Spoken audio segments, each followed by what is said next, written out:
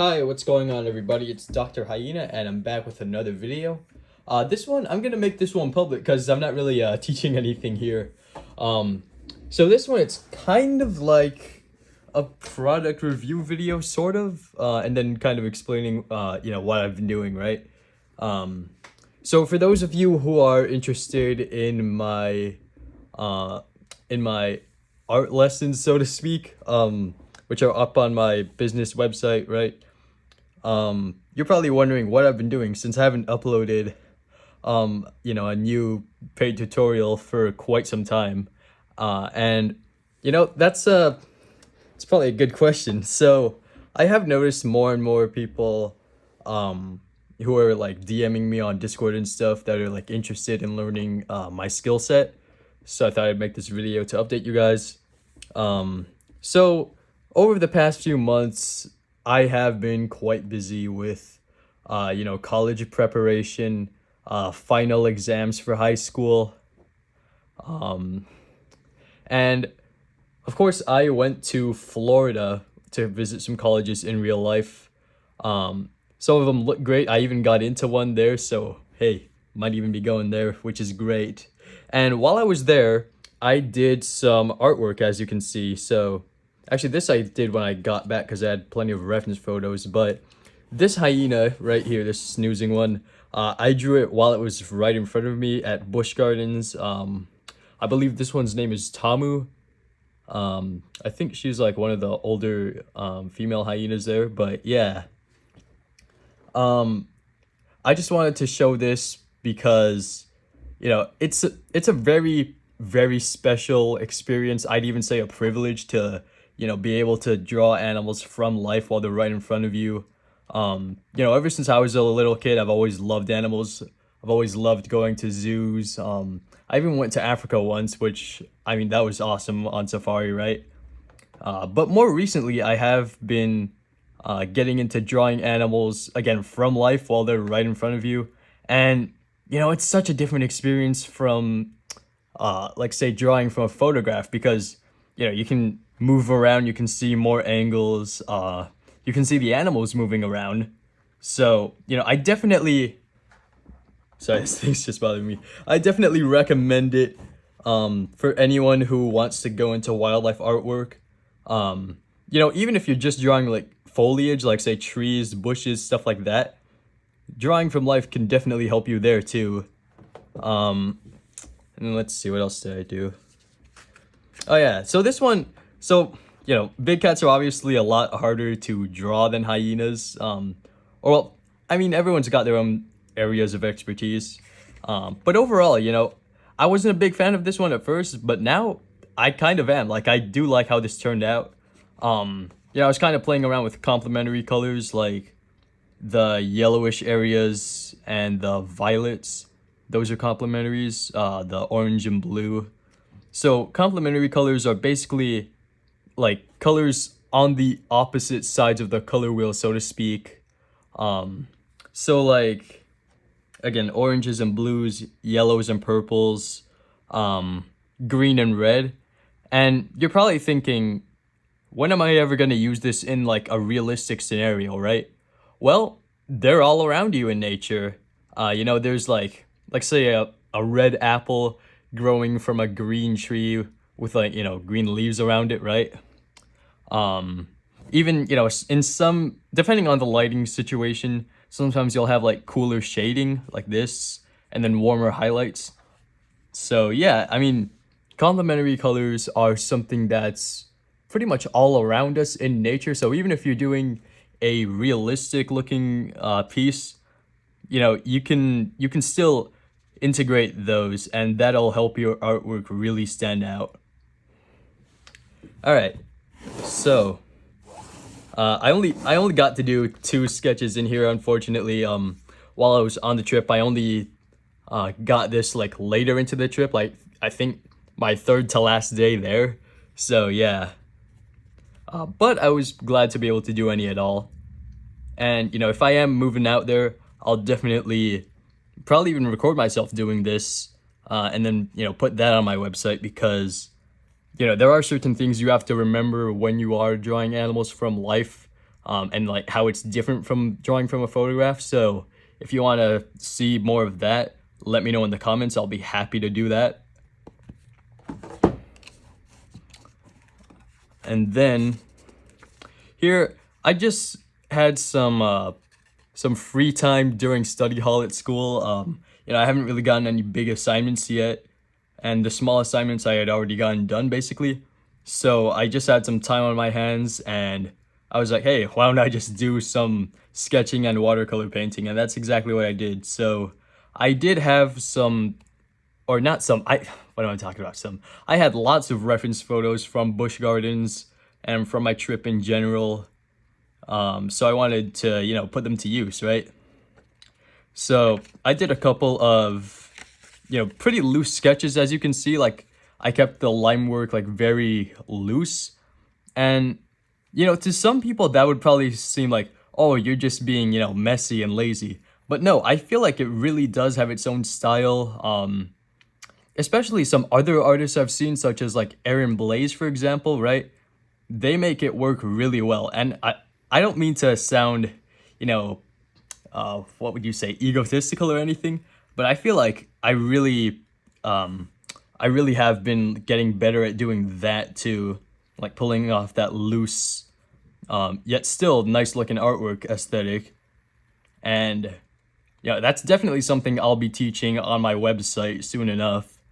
I love this style. I used to do this all the time. I don't know why I stopped, but now that I'm back into it, I will be happy to teach you guys that. As well as, my other style, like the videos that are already up there with like, the more fine like pencil drawings and then you add watercolors to it. Those will still, they'll still remain up there. I might even still continue teaching those in the future, but I will definitely be teaching this style as well, since I don't see a whole lot of YouTube content on that, and I feel like there is enough of a need for it for me to want to teach it on there. So yeah, of course it'll still be fairly affordable.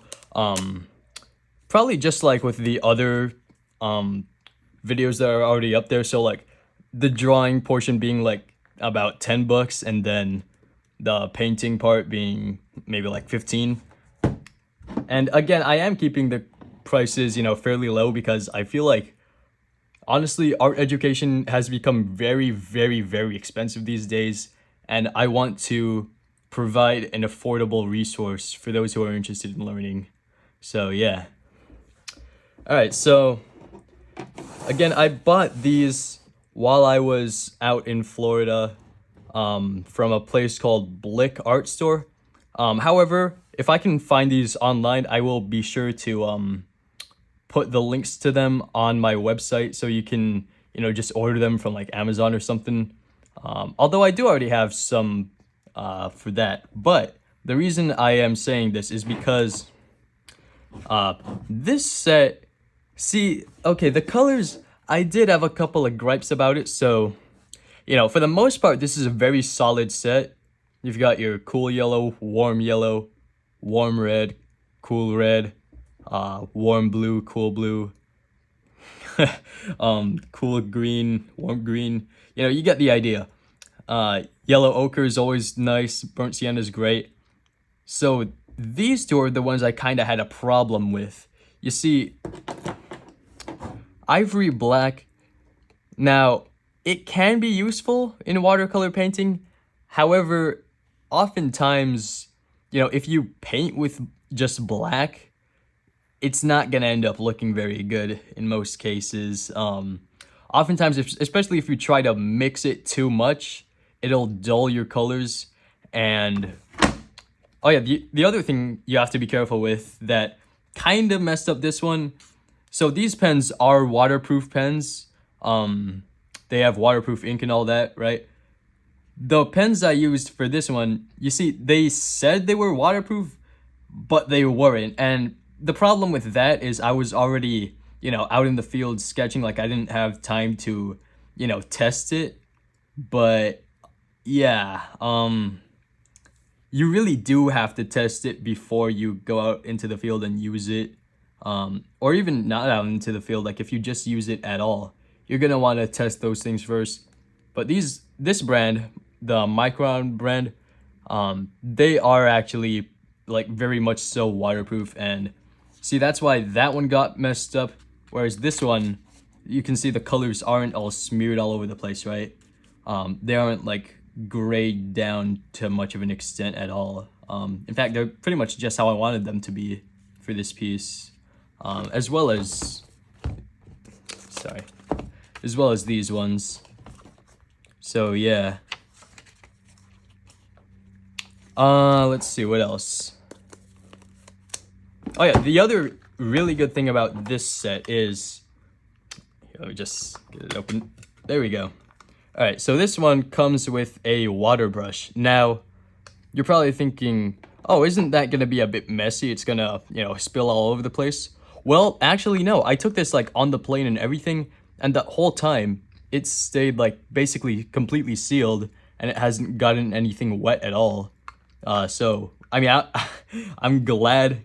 I don't know how that's possible, but I'm glad it works. And I have swapped out some of the colors here. I think I swapped out 2 colors here. Yes. Okay. So I swapped out the cadmium yellow. I believe that was the one that I replaced with Payne's gray, because honestly, with yellow ochre and lime or lemon hue yellow, you can still have that as your warm yellow and that as your cool yellow. Even if it's not quite a yellow, you can still use it to like mix the same colors. And then of course the Chinese white, see, that is something nobody I have talked to really understands why you would include that. So with watercolors, you don't really want to use white paint too much. I mean, maybe for blending, but even so, you can just use like water and a brush for that. So, personally, I don't really like the inclusion of the like Chinese white or ivory white or any of that stuff. So instead, I swapped it out for my burnt umber. Even though this pack didn't come with that color, I did happen to have some paints from before. Like I think I have a 48 pack or something like that. And the link to that is 100% on my website. I know that for a fact. But overall, it's a pretty solid set. The inclusion of this makes it really good. It's fairly small, right? You can easily fit it in like your pocket or something. Or even just like a little bag like this, and then take it around with you. And then same thing with these little sketchbooks. So, all right, here's the thing, right? This is the one that I was kind of wanting for Christmas, and I did get it. So I've seen a lot of professional artists review this and really praise it. However, I do have kind of a different opinion on it. So in this case, right? Oh boy, wait, is it stuck? Yeah, that's okay. That's not Winsor & Newton's fault. That like sometimes that just happens with the watercolors, like they get stuck and stuff. Oh yeah, they included a white one in this pack too. How frustrating. But so you can see, right, as soon as you take out the sponges that it comes with, these paints can kind of just slide around, which you don't really want. On the bright side though, you can fit like, 2 more paints in here. But the real problem I have with this pack is 2 things. One, it's missing yellow ochre, and that, like, this is gonna vary for everyone, but for me at least, since I do like a lot of, tan or light brown sort of animals, or like golden brown, like, hyenas, lions, cheetahs, leopards, the lack of that was kind of hard to make up for. I had to kind of try and mix burnt sienna and this cadmium yellow hue. I mean, it turned out okay, I suppose. Like, here you can see it. Like, see it, you can kind of make up for it, but with yellow ochre, you know, it doesn't, like, okay, how to explain this? When you're mixing watercolors, if you mix, like, I would say more than 2 or 3, yeah, you're gonna end up dulling your color, and you can see that's happened here, unfortunately. But yeah, you can make up for the lack of yellow ochre, but it's not gonna, you know, turn out as well as if you had it. So that was something that kind of turned me off about this pack. However, on the bright side, at least this time it had burnt umber and burnt sienna, so you know that's positive. And it didn't have a black; it just has Payne's gray, which I think is more useful. And then otherwise, the two sets are pretty similar. It's got this water canister, which you can put a little bit of water in there and then like dump it into here for like when you're mixing your colors or whatever. But you know, it comes with this really small little travel brush. Yeah, you can't really paint anything with this. Like, you can do, you know, the finer details like when you're refining a piece, like maybe, but overall, you can't really do much with this. You know, the only thing I would say I really love about this is just how like it folds up and stuff, and it's got yeah, it's convenient basically, but it's not super like, I wouldn't recommend it. I think, you know, it's nice to have, but if it's the only thing you're gonna buy, or like if you're only gonna buy one thing, right, I wouldn't recommend this. I would recommend this instead. See, this water brush, I would say, is even more useful or just as useful as the water canister that this one comes with. You know, I think a lot of the time, like, if you're, you know, if we be real for a second, right, you're not really gonna have time to like dump out your water and then mix up your colors, right? That's not gonna happen. Instead, what you can do is, say if I, here, just squeeze. This is how you use the water brush, by the way. So you just squeeze it a little, grab a color, just get some of that. And then, here, if you want to clean it off, you squeeze some more, dry it off. And then you do that a couple times and it'll become, see, it becomes clean real fast, which is great. Then you grab another color and mix. So I would say, you know, this is even quicker than, oh, oops, than mixing, like if you were to dump your water in here and then, like, you know, grab your brush and do that.